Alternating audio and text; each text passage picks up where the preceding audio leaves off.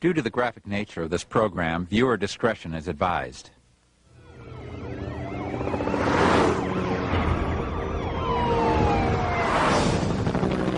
If he doesn't stop this soon, there's going to be a terrible accident here. Oh! Oh my God. Uh-oh, they got him. And he wiped out. Tell the ambulance to come in. He's run right into that car. In the next 60 minutes, we will take you on the ride of your life. You will see pursuits from Tokyo to Tennessee. Every moment is real. And this is live on the power cam. Every action-packed chase was filmed while it actually happened. Stop him.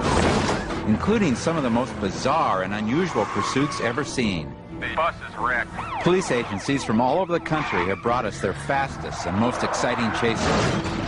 It's a very frightening experience. I was scared to death. Because they want drivers to realize that in every single pursuit, there is a moment when it didn't need to happen. It ain't worth it. A moment of decision. And I just stood there like it's over with. So tonight, we bring you the most frightening chases from across the country When they tried to kill me. and around the world, in the hope that it'll help to convince that one driver, for that 1 second, not to run.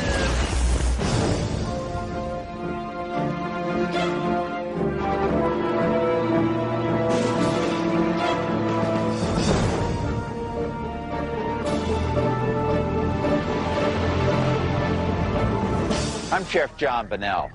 I've been personally involved in pursuits for 26 years, and I've never seen anything that could be called a good pursuit. Every single one is terrifying and dangerous. So fasten your seatbelts. You're about to get a front seat view of the world's scariest police chases. We begin in South Carolina. A pickup out of control, and this truck was flying.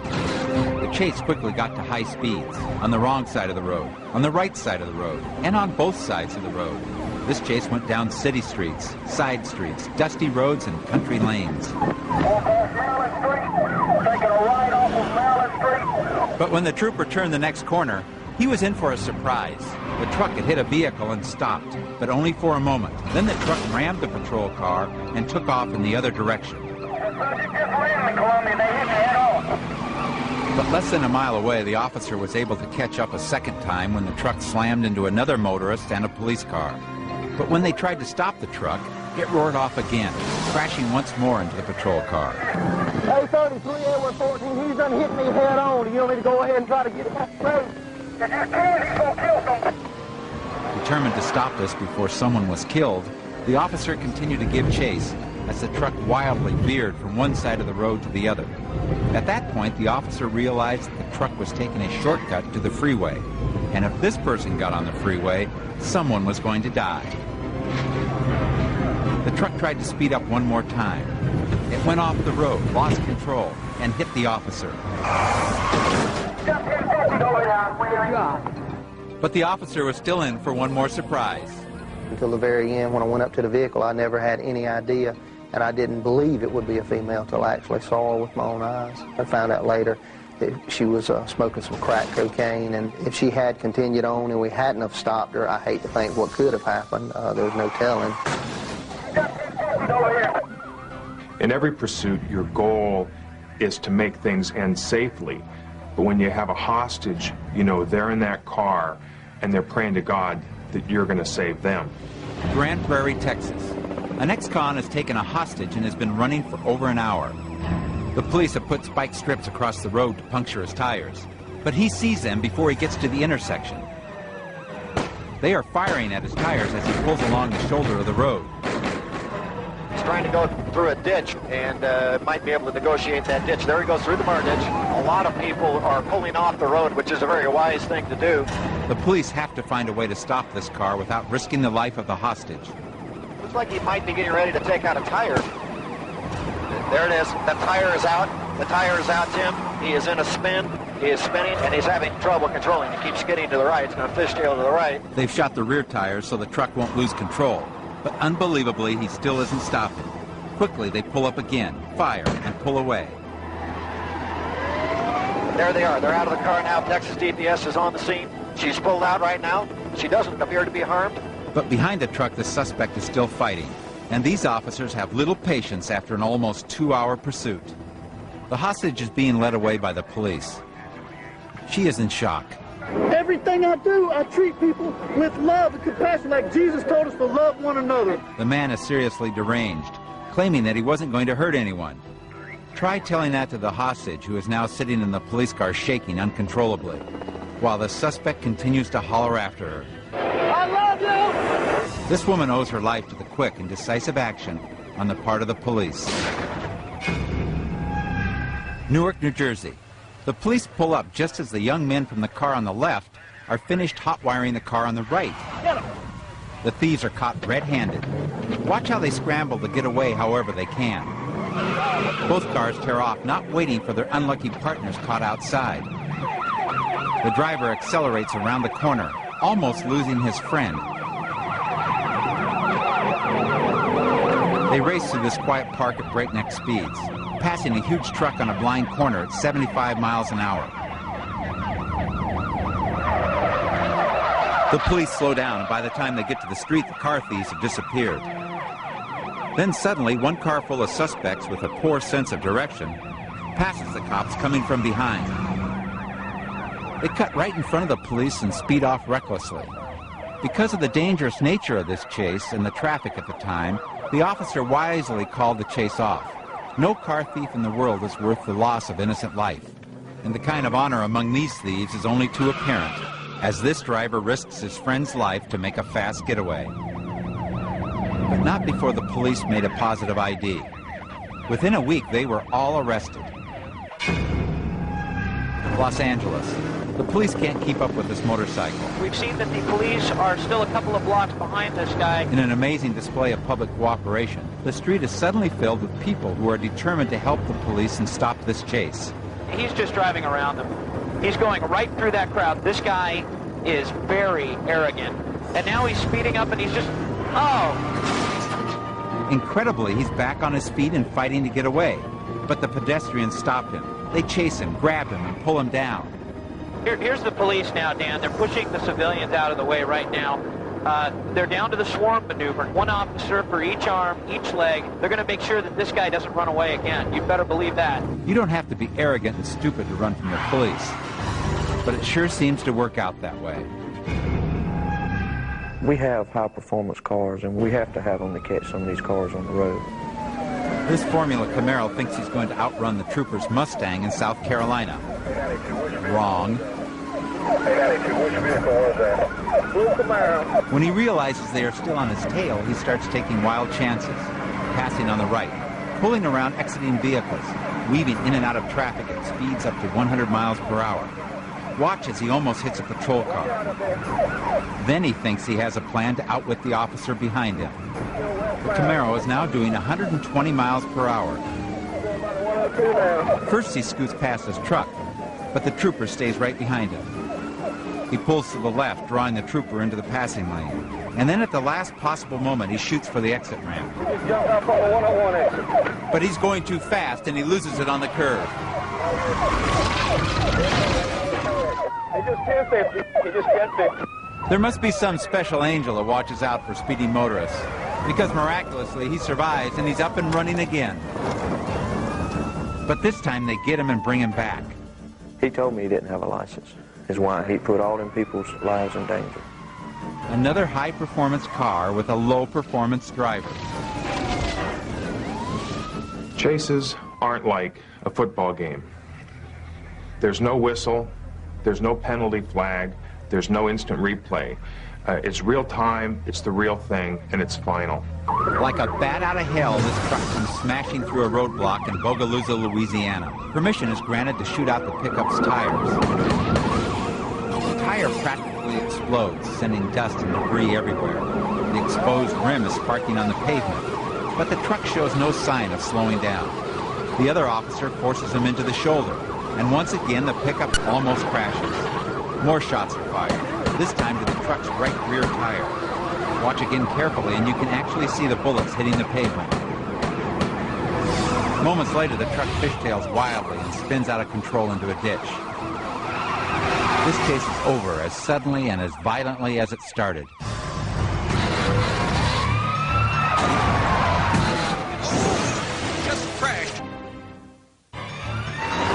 This is real. From the deadly insanity of reckless abandon to the heart-pounding terror of chases at night, this is where the buck stops. This is where the rubber meets the road. This is the beginning of a typical busy night. Headquarters, they're getting ready to come up here onto the area. The officer didn't have to go very far looking for this pursuit. This time the pursuit came looking for him. Man, he wiped out Headquarters 1050. He's taking off again. But with the rear end of his car smashed and dragging on the ground, he wasn't going to go far. Headquarters, they've got him in front of Dunkin' Donuts. But with a character like this, they don't know what he's going to do next. They want him out and cuffed fast. They quickly arrested the suspect and got back on the road. From the time the pursuit began until the man was taken into custody was less than 5 minutes. So this night began with a bang, and it wasn't going to be over for another 10 long hours. In any chase, there's fear. The officer's afraid, the bad guy's afraid, and fear can do two things. Fear can help you focus, or fear can help you fail. Whittier, California. This van has been reported stolen. The police have been chasing this van from Ontario to Whittier. We have clocked the suspect at 90 miles an hour once through a local school zone. There are motorists who are swerving to avoid collision here. A van going like 80 almost ran right into me. It looks like these guys seriously mean to get away. They are not stopping until something stops them. After a gun is thrown from the van, the police decide to take desperate measures. These officers are trying to get close enough so that they can use what they call the pit maneuver, and what that involves is tapping the rear bumper, forcing that vehicle to turn. Watch what happens now when the van goes into this corner. They've hit the van. The van has hit the curb. It's overturned. Oh, they hit him again. While the suspects are still stunned, the police surround the van. Guns drawn, kicking in the windows. They're pulling suspects out of the van. The police would like to subdue these suspects before they can even think about putting up a fight. So thanks to a quick and daring response, this pursuit was ended before anyone got hurt. Largo, Florida. Night is the time for bizarre stories and unusual reactions. But this is one of the strangest and most perplexing of them all. Echo 7, we're going to go westbound on 118. The deputy had spotted this man, Jonathan Stoker, driving this car earlier. Thinking the car may possibly be stolen, the deputy proceeded to pull the man over. No problem. The man seems to cooperate. He pulls to the side and calmly smokes a cigarette. As another deputy arrived, also with a video camera rolling, Stoker was told to get out of the car. Turn off the car and step out. Calmly, the man tosses out his cigarette and then proceeds to run for it. And the chase is on. But why does he run? This man has no reason to run. He isn't wanted. He hasn't stolen the car. Why? Notice he drives fast and aggressively. He forces a police car off the road. This is more than an attempt to get away. This is attempted murder. And then he roars off down the road, driving wildly, taking corners at breakneck speed. The police realize that they have to do something before this man kills an innocent motorist. But he smashes into a deputy who gets too close. Then he comes back to ram the officer again. The officer sees an innocent motorist on the right and tries to force Stoker toward the left. Then Stoker suddenly pulls into the opposite lane, right in the path of oncoming traffic. He pulls down side streets, desperately trying to elude the police. Now several units are scrambling to keep up, but still he doesn't slow down. He goes over a curb, across someone's lawn and back onto the road. He takes off at full speed, racing away from the police. But then his luck runs out as he realizes this is a dead-end street. Finally, he seems to be totally surrounded, but he suddenly comes charging back at the police car. Then he tried to run down this officer. The officer fired his weapon to save his own life. A tragedy. And to this day, no one knows why. They don't know why the man ran, why he rammed the police, or why he tried to run the officer down. Pursuits at night. A terrifying business. Sometimes you get into a chase and you do everything right, and nothing seems to work. When it comes to lunatic pursuits, this one has to take the cake. This man has been running from the police in that huge delivery truck for 2.5 hours. The owner of the truck found out when the pursuit showed on TV. I got a phone call saying, "That's your truck." And I go, "You've got to be kidding." The police have tried everything. Looks like they're going to shoot the tires out. I pulled alongside the vehicle, even with his left rear tires, and rolled the electric windows down and fired across the unit. The police have shot. They have hit the tires, but he is still going. If anything, he's going faster. The police are trying to force this truck to spin out. This is very dangerous, especially with a truck this large. He looked really scared. Like he wasn't going to stop for anybody, and he didn't care. We've been on this pursuit for a number of hours now. The tires are blown out, but look at the sparks. It's not stopping him. The police decide to try one more time to force him off the road. Attempt to stop him by pushing the rear of the truck in an effort to make him either slide to the side and stop against the curb. He was pulled from the cab, bleeding and incoherent. Strangely enough, this pursuit began when an officer approached the truck to tell the driver he was headed the wrong way on a one-way street. The officer wasn't even going to give the man a ticket. The driver admitted he had been smoking marijuana and freaked when he saw the cop. At his arraignment, the man said he was on parole, and he ran because he was afraid if he was caught, he'd be sent back to prison. The police, however, said that nothing he had done would have sent him back to prison, until he decided to run. Here we are in Greenville, South Carolina. When the patrol car attempts to stop the speeding motorcycle, the woman turns and glares at the police. Okay, he's not going to stop, so be careful. For some reason, motorcycle riders are convinced they can outrun any police car if they are just willing to take wild chances. Be careful, Robert. He will run into you. Listen as the officer pleads with him not to risk their lives. Pull it over. Pull it over. You go down that thing. Pull it over. It ain't worth it. It ain't worth it. Pull it over. The officer tries again and again. Hey, boy, it ain't nothing in the world worth dying. Pull it. The police car passes the motorcycle, hoping that once in front of the bike, it will be forced to slow down. Then the motorcycle begins a deadly game of cat and mouse, from one side to the other on this narrow two-lane road. Be careful. For safety's sake, the officer allows the man to pass. I agree. Well, he's still rolling. They roar down the road at speeds up to 115 miles an hour. Finally, the police are ready to move again. Box him right there. A second unit passes the motorcycle. Listen as the officer in the passing car coordinates this delicate maneuver with his partner. Hold up, Robert. Get behind me. Don't get on me too tight. Don't get on me too tight. Watching the motorcycle in the rearview mirror, the officer also has to watch for traffic coming over the hill. Watch the heel. Watch the heel. And again, a narrow miss. Down here, they refer to people who run from the law on motorcycles as organ donors. Got a curve. Got a curve. Be careful. Now the other car tries to get in front. Coming around. Coming around. And that's when it finally happens. The motorcycle tries to pass the cop on the left, flies off the road, and crashes in the ditch. In my rearview mirror, I could see that he had injured his leg when he actually set his foot down to try to regain balance. And I saw his leg go back underneath the wrong direction that a leg usually goes. So I knew he had broken his leg. It's nothing that you want to look forward to. It's a very stressful situation. It wears you down. It'll burn you out real fast, and it causes a lot of problems for you.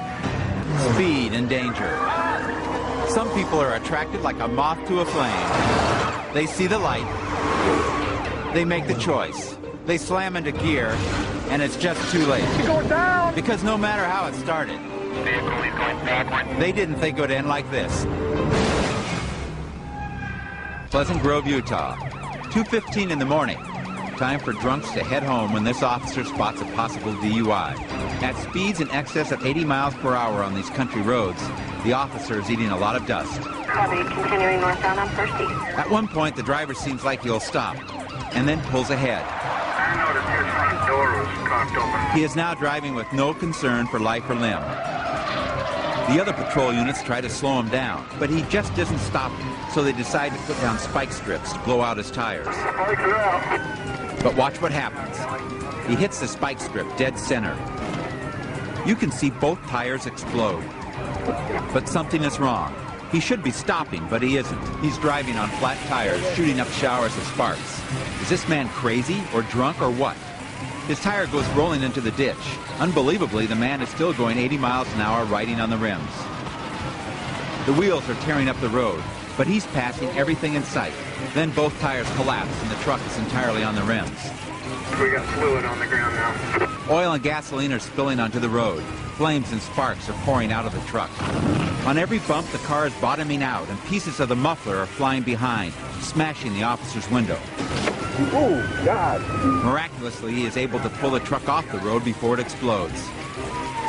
Calmly, the officer asks him a question, and in 4 little words, the man explains it all. What is your problem, bud? I need a beer. I've found that people run because they're not thinking straight. Maybe they have personal problems, problems with the law, problems with alcohol, but they're not doing what they ordinarily would do. Dallas, Texas. A helicopter monitors every mile as this grueling chase continues at speeds in excess of 90 miles per hour. Right now, several police department agencies are involved in this pursuit. That's the car down there. It is a white Buick. Looks like they may be getting ready to do a move. Oh, looks like it's going to be northbound. It's now turned into a dirt road, and looks like this road is about to make a sharp 90-degree turn. Well, there's an unmarked police car right on his tail. The police are being particularly careful because they've discovered the man's wife is in the car and that she's 8 months pregnant. Oh, there's a car coming the other direction about a mile up ahead. As a matter of fact, it is a sheriff's deputy. Watch as the driver sees the approaching deputy and then suddenly pulls across the road, inviting the deputy into a head-on collision. The car pulled off the road, let him by. Miraculously, the deputy pulls off the road just in time to avoid a disaster. It's real stressful. I mean, you want to catch the suspect, but it was obvious that his speed never did slow, never did fluctuate, and he wasn't going to stop. It looked like the fugitive was playing chicken, and they're headed right towards the town of Denton. But before they can get to Denton, luck runs out. The driver tries a series of bizarre twists and turns. He reversed direction here. He started on one side of the road, went to the other side of the road, turned around. Of course, the police were following him. He's turning back on his own trail and eluding the cars behind him. He went behind the first 2 police cars. He rams past another patrol car, runs through a barrier, and incredibly, he speeds away. But he's just going too fast for the road. And once that heavy car starts to fishtail, it's all over.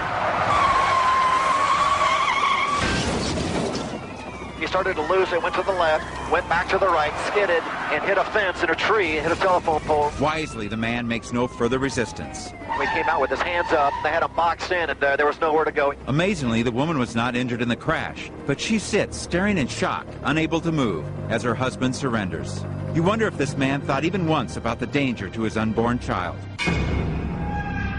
Los Angeles, California. Police have been chasing this man for almost an hour from Long Beach Harbor to Pasadena. Okay, he's doing about 90 miles an hour, moving all over. Oh, he almost lost it. He almost lost it. He's in the carpool lane. Racing wildly from lane to lane, the man becomes more and more careless.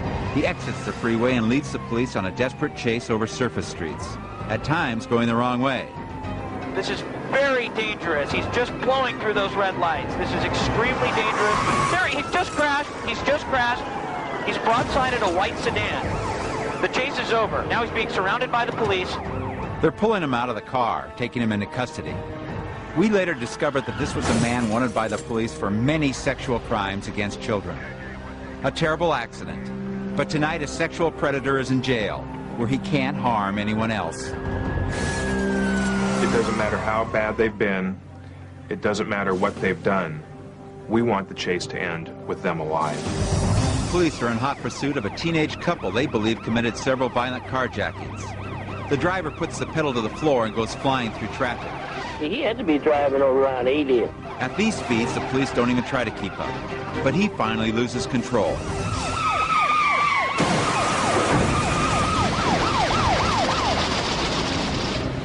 Trying to make a right turn, the car flips, pinning the passenger's arm outside the window. The driver runs away, leaving his girlfriend bleeding on the road. Tell the ambulance to come in and hurry! Neighbors watch in horror as paramedics try to save the girl's life. The suspect is quickly caught and brought back to the scene. He shows no remorse as his accomplice is put into an ambulance. Even the police are in shock. Both carjackers were in their teens. The girl survived to stand trial. A terrible crime, a terrible price to pay. The wild, wild ways of criminals when they attempt to run from the law. They risk the wrong way. They try the weird way. They insist on the hard way. They'll even take the slow way. But from the moment they start, they know it'll end in a bad way. Las Vegas, Nevada. When the police tried to stop this man for having stolen plates, he took off in reverse. And the police found themselves in a high-speed pursuit with a car going backwards. This is unbelievable that he can keep that car on the road. I have never seen anything like this. Dispatch, notify North units to get behind the vehicle. He's going backwards at a very high rate of speed. Amazingly, the driver was able to control the car at incredible speeds. This guy drives better than I do going forward. Oh, he almost lost it there. He almost lost control. He's not going to slow down. If anything, he's going faster. Stay back. Let's don't force him. Okay, it looks like he's slowing down. They have him surrounded. But they forgot one thing. His car was pointed in the other direction. Okay, they got him. They got him. This pursuit is over. No, they don't. He's running out of the car. Suspect's running. This guy's not going to give up. This guy really does not want to get caught. Like a broken field runner, he's weaving and dodging every vehicle that comes his way. I got him. Cut him off. They have him in custody, but he sure gave them a chase for their money. Here's an example of someone running on pure adrenaline. The amazing thing is that he didn't kill anybody doing 70 miles an hour, going backwards. One of the strangest pursuits I ever heard about was the guy that walks into the Bentley dealership, tells the salesman he's God, and then takes a car for a long test drive. Dallas, Texas. Land of big cars and big delusions. This man is driving a car worth more than all the police cars behind him. This chase began with an unusual test drive at the local Rolls-Royce Bentley dealership. So far, the suspect has led the police on a low-speed chase, but traffic is backed up for miles. Then an impatient motorist decided to help the police, but the Bentley speeds up and roars around him. Looks as though the squad car is pulling it in front, trying to force this Bentley to slow down. But it doesn't work. The powerful Bentley comes up behind the police car and starts to ram him, pushing him off the road. The police are in a bind. How do you stop a $200,000 automobile without destroying it? And then he rammed one of the patrol cars and then tried to strike another one, so they decided with this kind of driving that they'd shoot the tires out. We can see from our vantage point that they are actually shooting at the tires of the suspect vehicle. With the traffic as heavy as it is and him deciding that he's going to start ramming vehicles, it was time we had to make him stop. The suspect is in custody. Afterward, the man behaved as if it were just another test drive. Just taking my time, just minding my own business.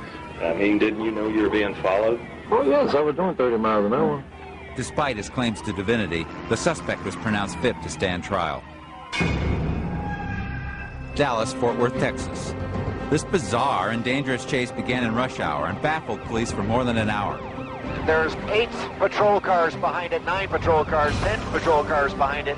This fellow has been driving very erratically, going from side to side. So far, we haven't seen him hit any other cars, but we've seen him come awfully close. The suspect is driving the powerful Chevrolet Caprice, the same car many police departments use. So he's able to stay ahead of them when he wants to. It just seems that sometimes he doesn't want to. He just jumped the curb back, going the other direction again, and successfully got around. Looks like the police car was trying to box him in. Okay, now he's turning around. Looks like he may be getting off on the arm. He's going the wrong way right now, and we may see an accident here. Oh, that was a close one there. All right, let's see where he's going to go this time. Yep, he's just going the wrong way. It's an entrance ramp, and he's exiting on it. People are pulling over when he comes through, and he's still going the wrong direction. We may see a head-on collision here in a moment, because there's people still trying to get on. The police were unwilling to follow the wrong way down the entrance ramp. So at this point, there's a good chance the suspect could get away. I'm looking up ahead. I don't see any city police vehicles up ahead, so he is off. Incredibly, after more than an hour pursuit, with police from 6 agencies never more than a few feet away, they have lost this man. I can't see exactly where he is. Well, there he is. But he eluded the police officers again, and he's going to be back in traffic again.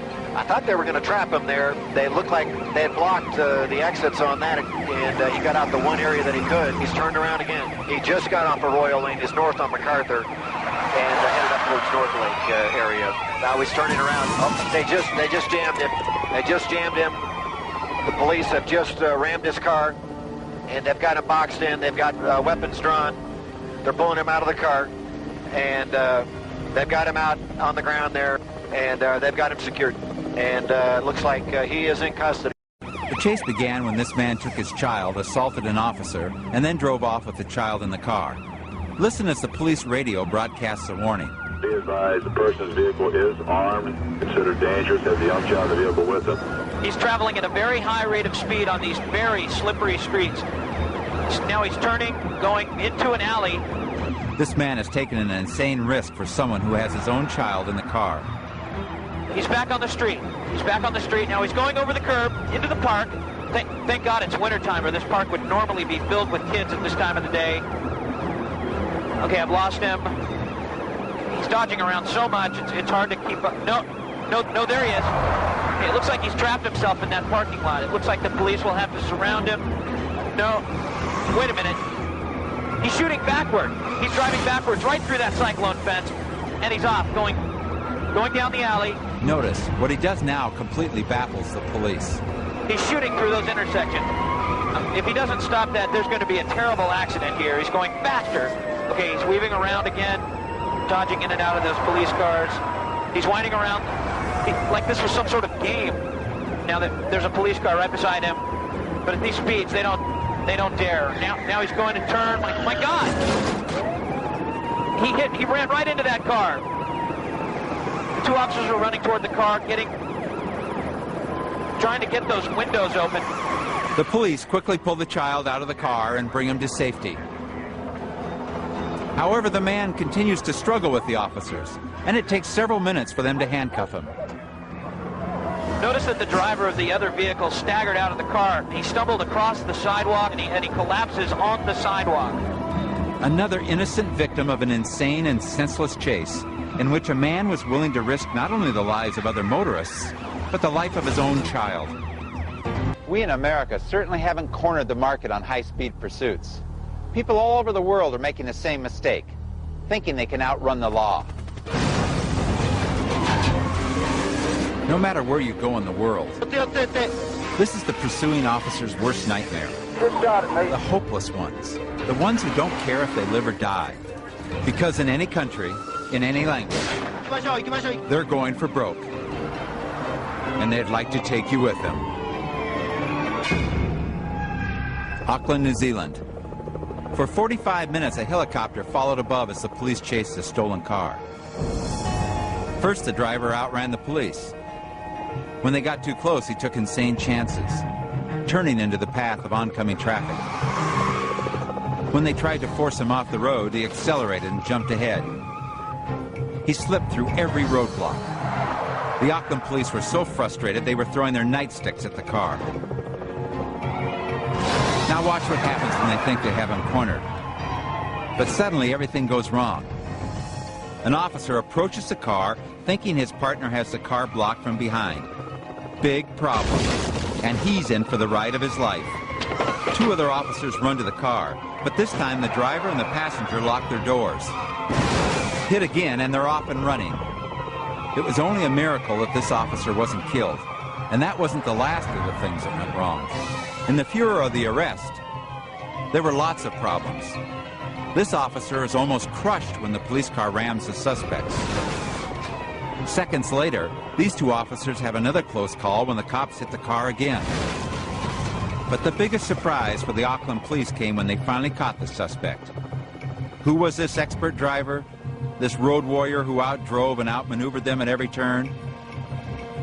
A 15-year-old kid who stole a car for the fun of it.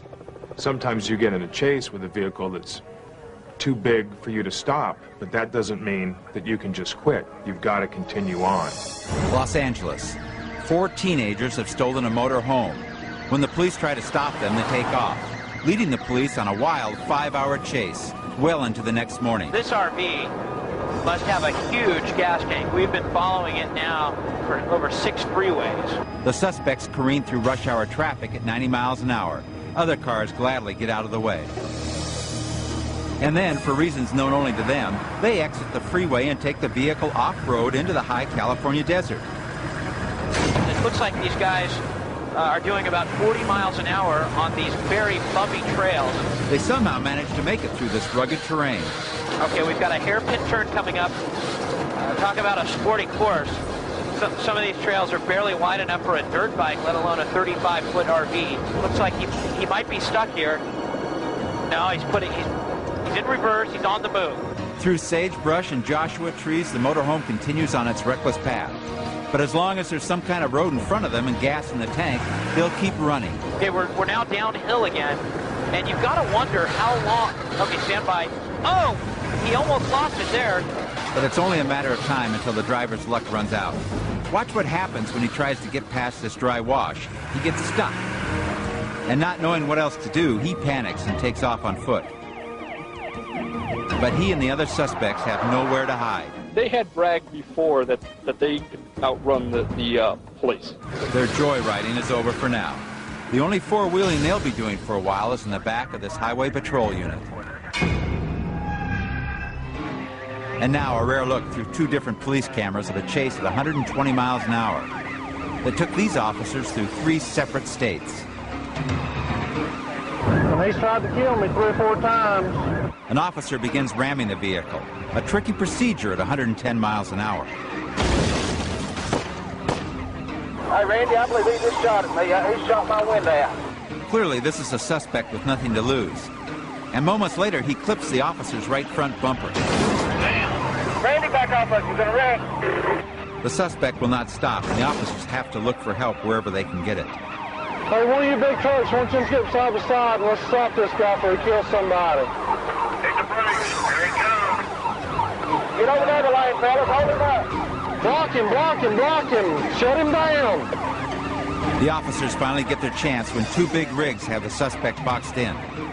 Okay, well, here we go. Hey, Randy, let's get him, buddy. Let's get him right here. But somehow he manages to squeeze through safely. He's made it through. And the chase continues. If I can get him the right nudge, he's history. Let's be careful, right? It's easy to lose control. Suddenly, the suspect gets off the highway onto another road. I don't know where we're going to, Roger, but we're going. If I can get out of this mud. The officer sees the suspect at the bottom of the hill and races to him. Wait just a minute. Over 2 hours and 3 states later, the suspect is finally stopped. In Japan, people don't have guns. They don't run from the police. They're a very law-abiding nation, so this is pretty unique. Kyushu, Japan. This chase began in a tragic and violent domestic dispute when this man got drunk and started to beat his wife and children. They hid at a neighbor's house, but the man took his hunting rifle, murdered the neighbor, and dragged his children away. This started a terrifying chase through this quiet city, where almost no one owns a gun and no one runs from the law. Coming into Kyushu, the man sees that the police have the road blocked ahead. Crowds gather as he pulls to a stop. He brings the high-powered rifle out as onlookers stare in surprise. He calmly looks around. As an officer comes toward him, the man raises the gun and fires. Soldiers and police officers gather to attack as the man fires at anyone who gets close. Seeing that the road is blocked in both directions, the man leaves his kids in the car and calmly starts to tear down the barricade. As he again fires towards the police, they decide to charge the car. But before they can reach him, he goes through the fence and over the cliff, seemingly not caring that his kids could die at any moment. People below scramble to get clear as the Mitsubishi comes smashing down the hill, careening through gardens and yards, trying to find a road, looking for a way to get away from the police.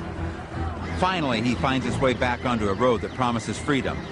Police and neighbors alike charge after the car, begging for him to stop, to think about the lives of the little children in the car. But he races down the road at terrifying speeds, weaving between cars and trucks, veering to the wrong side of the road. He's now getting into heavy traffic, but he isn't slowing down. You can see the children inside hanging on for dear life. The police and military prepare barricades at every possible road. The helicopter tracks his path, but from above, they can only watch in horror as he races toward the police car blocking his path. As he smashes into the police car, officers rush toward the car, throwing their shields at the windows. They're still afraid to use their guns because of the children. Then he slows down. What game is he playing now? The cops try again to break into the car. But he races away, sending officers sprawling and heads straight for the roadblock. But this time he doesn't get through. They surround the car, rescue the children, and take the deranged man away. The Japanese almost never own guns and never run from the police.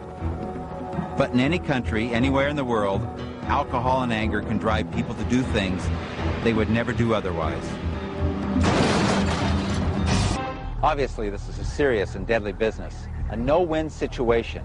And we've seen over and over here tonight that once a decision is made, once a person has started to run for it, there is usually no turning back. Hillsboro, Oregon. This driver is acting like this two-lane road is his own private speedway. Ironically, he still continues to use his turn signal, just like he learned in driver's ed. But watch what happens as he swings left to avoid a vehicle on the side of the road. Passing that car puts him in the wrong lane as he comes into a curve. But at this speed, the rear end starts to fishtail, and on these roads, there is no margin of error.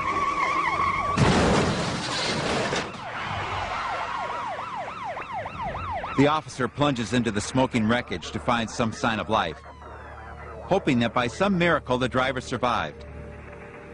Amazingly, this driver did survive, thanks to the life-saving measures taken by this dedicated policeman. It's a tragedy we've seen played out all over the world. On crowded city streets, wide-open freeways, and two-lane country roads. The terrible consequences when someone thinks they can outrun the law. They reach that moment of decision and they panic. Lives are destroyed, sometimes lost.